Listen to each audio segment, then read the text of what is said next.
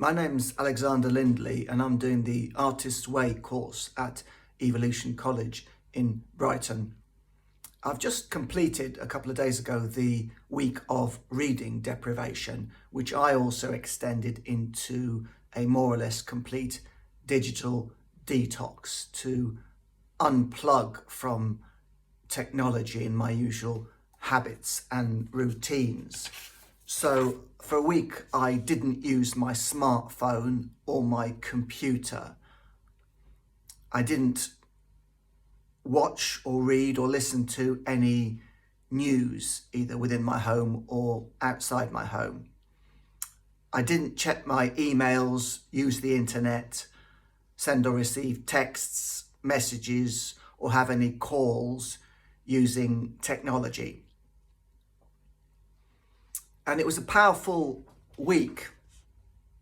I didn't keep to it 100%, but I kept to it 98%. So there was only one occasion where I switched my smartphone on because I was just a little bit concerned about my mum and whether she understood what I was doing during this week. Because I did tell her up front that I wouldn't be contactable for a week.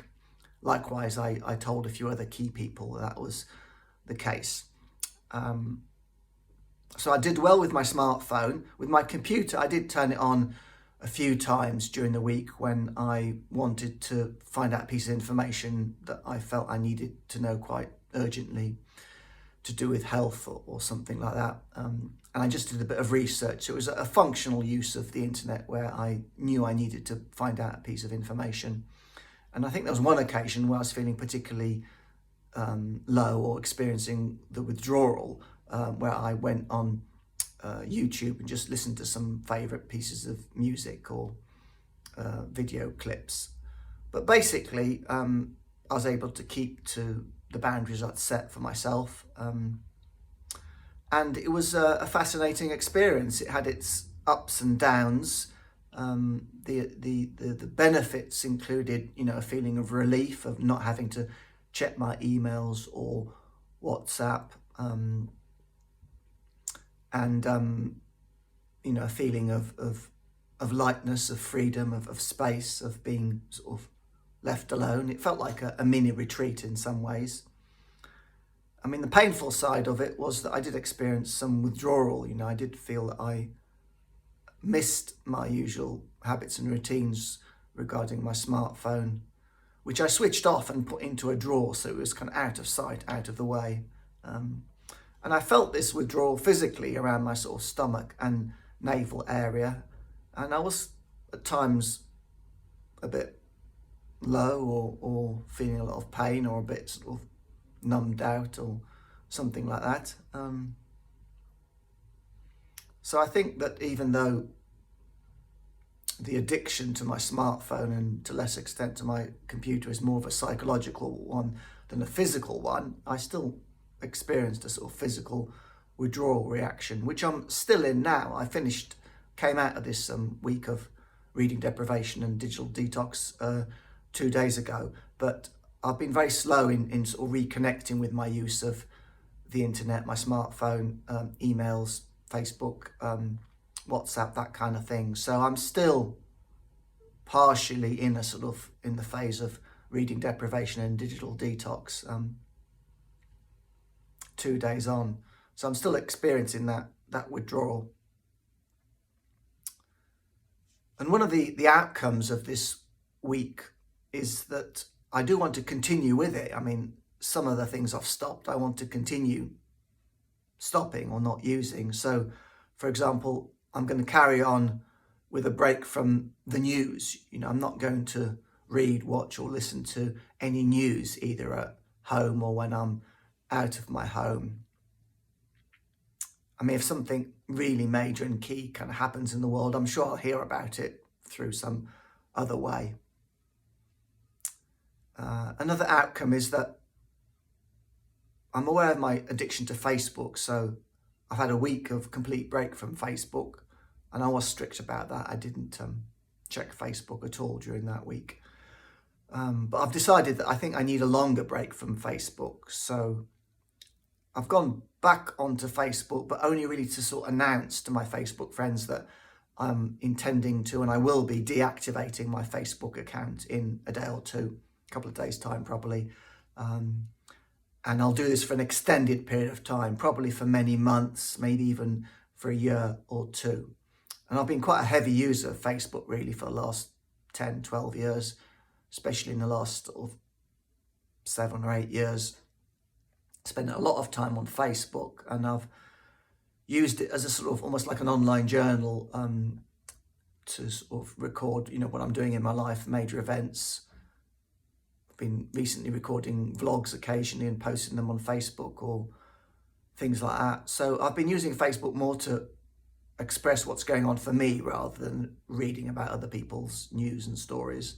Though I have been scrolling a bit, catching up a little bit on what my Facebook friends are doing. But I've been mainly using Facebook for sort of self-expression. And so I'm going to sort of stop that for a good while, because I think a lot of my energy has been going into Facebook, which could go into other things, other more creative things or other pursuits or interests or hobbies or even work of some kind. Yeah, so that's going to be a big change in my life, to give up Facebook. I've also been using Facebook. I'm part of various sort of Facebook groups, and 1 or 2 of those are to do with sort of personal development, personal growth communities I'm part of. And though I'm going to still remain in those communities in other ways, I'm going to stop using Facebook as a way to get support. So I'll have to think of different ways to get support if I feel I need it. And also, I'm aware that WhatsApp can be a little bit addictive for me, or a little bit, WhatsApp is a powerful tool for communicating with people, but I think I use it in ways that don't really serve me or are unhealthy for me. So as yet, I'm not going to disconnect from WhatsApp completely, but I am going to sort of trim down my use of it. And I've already exited various WhatsApp groups, which I don't really use or use very much. So I've pared down the number of WhatsApp groups I'm part of to a sort of minimum, ones that I do use, that it's important for me to be part of, or at least I think it's important for me to be part of, because I have some kind of commitment to that group or to the people in it. And I'm going to try and only sort of check WhatsApp twice a day. I've had my notifications turned off for some time, so I don't get that little red circle light up or a ping when somebody sends me a message, or there's a message on that particular WhatsApp group. So I've already done that. I've removed most of my notifications on my smartphone. I had that for many months now, even a year or two. So I only get notifications on my smartphone when there's a call coming through, or I've missed a call, or somebody's left me a voicemail, or I get a text, a regular SMS text come through.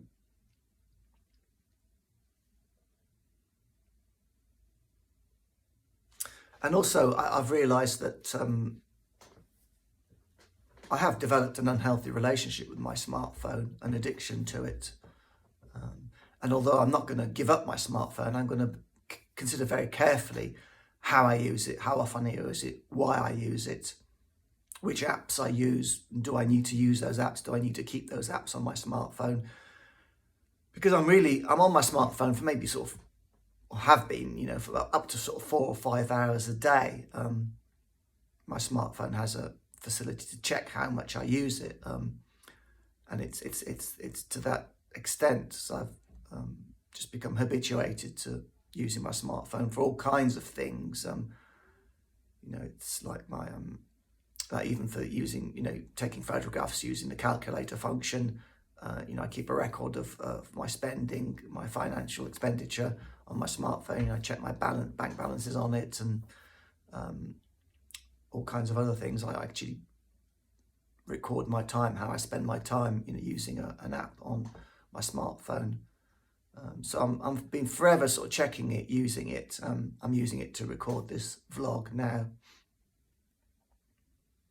And I think there are some good uses of a smartphone, good ways to use it, healthy ways. And I want to continue doing those, but maybe in a slightly more measured way. And there's the unhealthy use of the smartphone, just sort of, a distraction when I'm supposed to be getting on with something else, or got some difficult feelings coming up that I don't want to deal with. Go on the smartphone and check WhatsApp or check Facebook or check something else. And if I'm on a bus journey or train journey or waiting at a bus stop or waiting in line at the checkout supermarket, just become used to, oh, it's time to get a smartphone out, got an idle moment. And usually that's not necessary. It's probably better that I just not check my smartphone and just stay with whatever's present with me, or think about what I might want to do for the rest of the day or the following day. Make plans in my mind. Use my mind in a different way. Because I think overuse of smartphones or unhealthy use of smartphones can start actually interfering and changing the way I think, the way I use my mind, the way my brain functions. It sets up neural pathways, unhealthy ones, to do with sort of instant gratification, because that's one of the things that smartphones can provide. And even, Facebook is sort of set up really to sort of encourage that kind of addictive side that, I must check, keep checking back, and for me, how many likes I get for my posts on Facebook has become a bit of a thing for me. It kind of boosts my ego, my self-esteem when I post something on Facebook and lots of people like it, or lots of people view it. I think on WhatsApp you can see who's viewed your latest post, especially in groups. And on Facebook you can see how many people have liked your post. And if you're a member of certain Facebook groups, then it'll tell you how many people have viewed your post as well. And I think I've become quite addicted to the validation or the buzz or the boost in my self-esteem, that somebody's reading my messages, listening to my vlogs, watching my vlogs. And I think that's a very unhealthy use of Facebook or WhatsApp for some kind of validation or boost to my ego, my self-esteem. So that's what I want to really watch.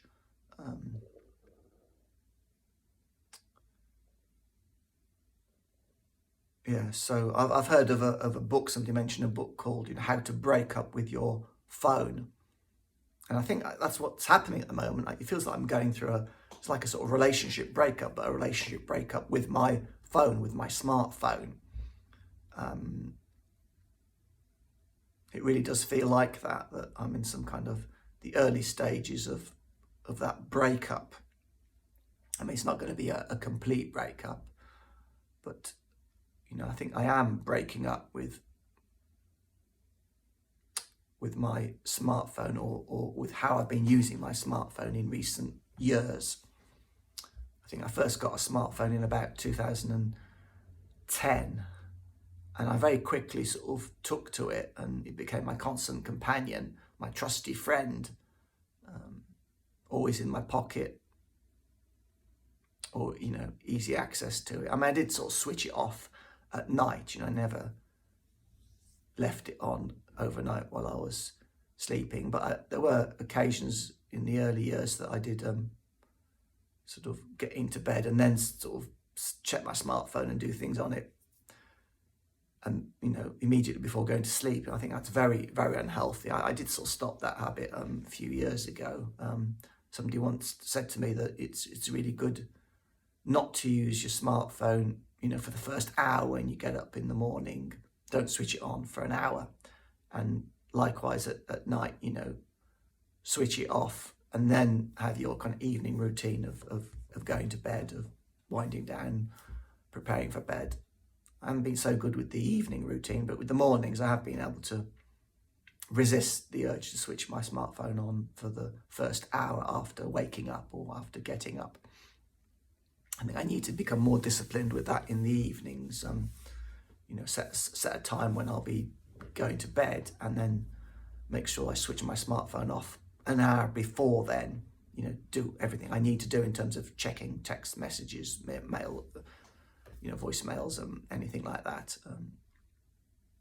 And I think I'll be a healthier relationship with my smartphone. I need to have a more boundaried relationship with my smartphone, more boundaried use of it. And I think I'll be only checking emails once a day, whether it be on my smartphone or my computer, unless I know there's some important email coming through, or an important email I need to answer by a certain time. I have my notifications turned off for email, so I don't get alerted when a new one comes through. And I might need to let a few people know that that'll be the case, that I only check my emails once a day, as a matter of routine, a matter of course.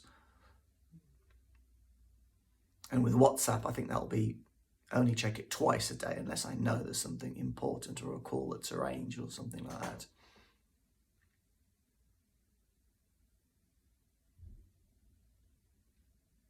It feels good to share that, because I think I'm going to need some accountability with these decisions, these new habits, these new ways of using my smartphone.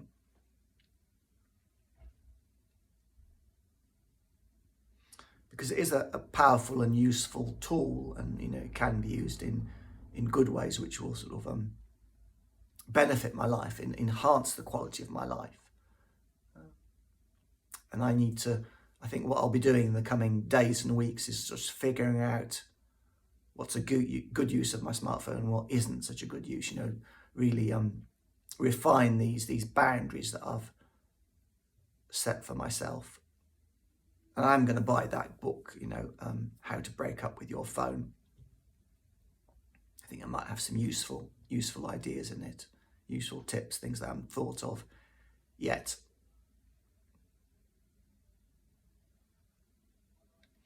So that's been, the greatest outcome of this week of reading deprivation and digital detox. I feel it has sort of reset my life in certain ways. It's like really pressing the reset button or the restart button. I think Julia Cameron talks about how the week of reading deprivation can be a great way to, if you're feeling blocked or stuck in your life, a great way to sort of break habits or have a reset, and I think it has done for me. I certainly feel quite different now. I have a different attitude to technology and my smartphone and my computer, and I'm hesitant about sort of reconnecting or getting back into those habits I used to be in, of how I use my smartphone and how I use my computer. I'll have to think very carefully about my use of YouTube on my home computer, because I used to use it very heavily and just have music playing when I was doing sort of chores around my flat or other things. And I do like listening to music, and I think that's not all bad, but I'll have to just think carefully about it's the kind of automatic use. I've become habituated to, time to do the washing up, so I better put some music on, or I may want to put some music on, but I may choose not to. I think sometimes I use music to help give me a bit more energy when I need energy for some household chore, and sometimes I might still need to do that if I'm really flagging on energy, and the music will help me perform the chore or get the chore done. That's probably still a good use of YouTube music, but maybe there's other times where I can appreciate the silence in my flat, the stillness, and use that time to think, to plan, to meditate, or treat my household chore as a form of meditation, and I can just focus on what I'm doing rather than have music playing in the background. And it's always sort of the same music maybe I could sort of expand my musical tastes a bit. I've tried doing that before in the past and it hasn't really been all that successful. I always seem to go back to my favourite types of music, which tends to be either music from the 70s and 80s and when I was growing up when I was a teenager, or maybe spiritual music, meditation music. Those are my two go-tos. And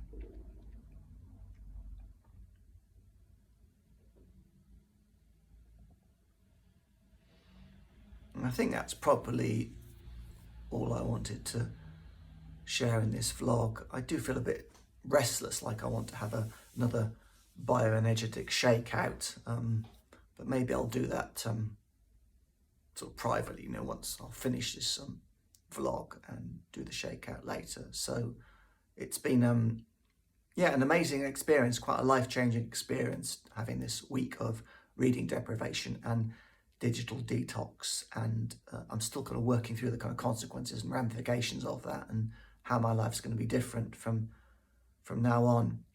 I had a haircut yesterday, quite a drastic one, and that's probably symbolic of wanting and needing to have a big change in my life at this time. So it just feels very kind of exciting and quite scary as well at the moment, navigating these changes. So I'll stop there. Thanks very much for listening, watching. If you got this far, and any comments or feedback, most welcome. Have a great day.